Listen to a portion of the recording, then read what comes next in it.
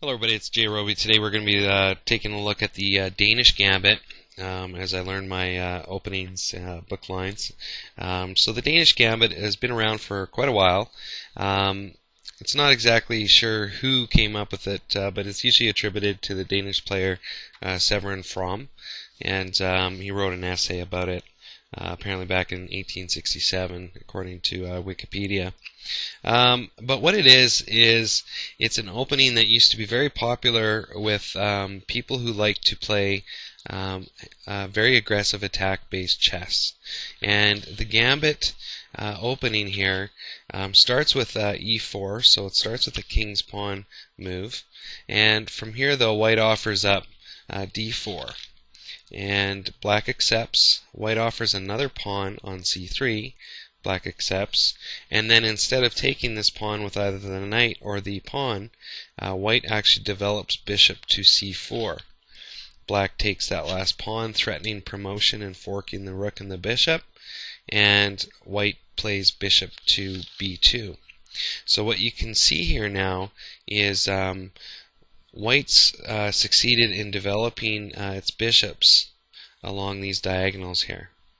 So we've got this bishop here and this bishop here with open access, and the queen is right here to contribute to that attack. So very rapid piece development on white's side, whereas black really has only been moving one pawn and all of its pieces are still stationary. So that's the book line for the Danish Gambit. Now, if the gambit is accepted from black, there's a number of possibilities that could take place. For example, if black were to play knight to f6, white can just come in now with e5 attacking the knight and forcing it to move again, at which point white can play f3 with its knight.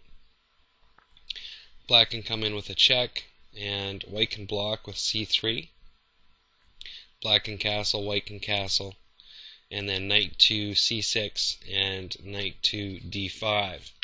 However, in this position, pretty much all of white's pieces are active, and black's bishop on c8 here is completely trapped into the pawn structure still. So, from this position, really it doesn't favor black at all. Another variation of the Danish Gambit is the half Danish, and this is actually recommended by Alekhine. And the half Danish goes as follows. So the opening sequence is pretty much identical. However, at this stage, instead of developing the bishop to c4, white would play knight takes pawn on c3, right there. So this is called the half Danish.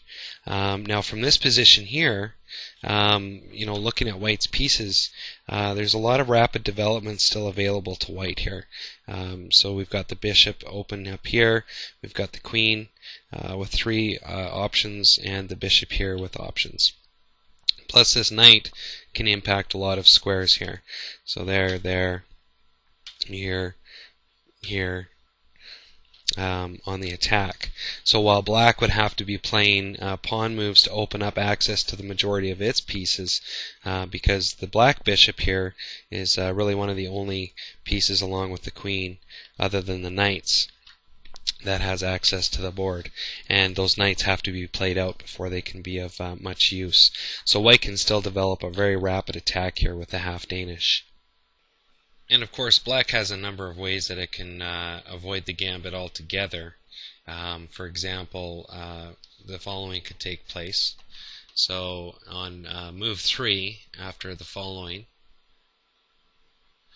instead of taking that pawn on b2, what black can do is play, for example, d5. So black plays d5 with the pawn. Okay, and this is called the Sorensen Defense. So basically the gambit's been stopped, and black can proceed to develop from this point.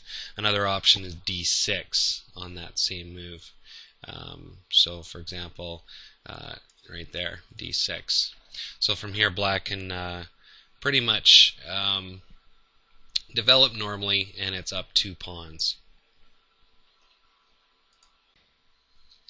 Now, another response to the Danish Gambit, which Wikipedia cites as the primary reason the Danish Gambit lost its popularity, was the Sorensen Defense. And the Sorensen Defense goes as follows.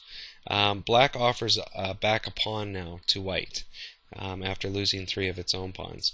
White takes with bishop, and the bishop here, black from this position plays knight to f6, attacking the bishop. And the bishop comes in now and checks. Now the king doesn't really have a lot of options in this position. For example, he could play here, but what this does is it just causes black to lose the queen outright without gaining the white queen back. So it's a losing position. But part of the Sorensen defense is just to outright take this bishop.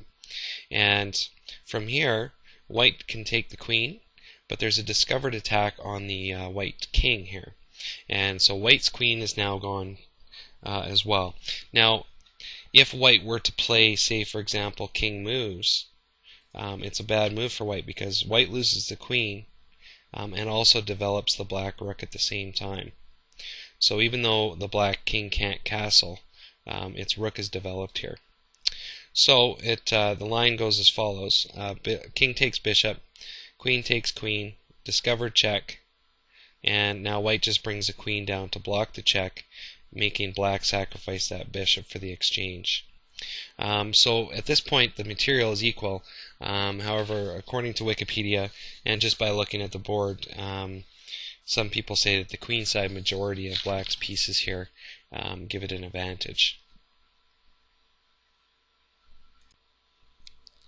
So that pretty much wraps up the book lines for the Danish Gambit opening. Just some quick points at the end here. The half Danish can often lead to the Goring Gambit by transposition. We'll have to take a look at the Goring Gambit someday. And the main line on the Danish Gambit can sometimes lead to the Scotch Gambit by transposition. So it's an interesting opening. It's definitely gives white the capabilities of getting a lot of attacks going, but with the Sorensen defense, it can be countered quite well actually. So what I'm going to do is for the PGN version of this, I've been adding PGN files of all the book moves for the openings that I'm covering. I'm going to have the Danish opening with the Sorensen defense, so you can go through the opening still, but you'll also have the Sorensen defense to play around with on the PGN file. So take care. Hope you enjoy the video.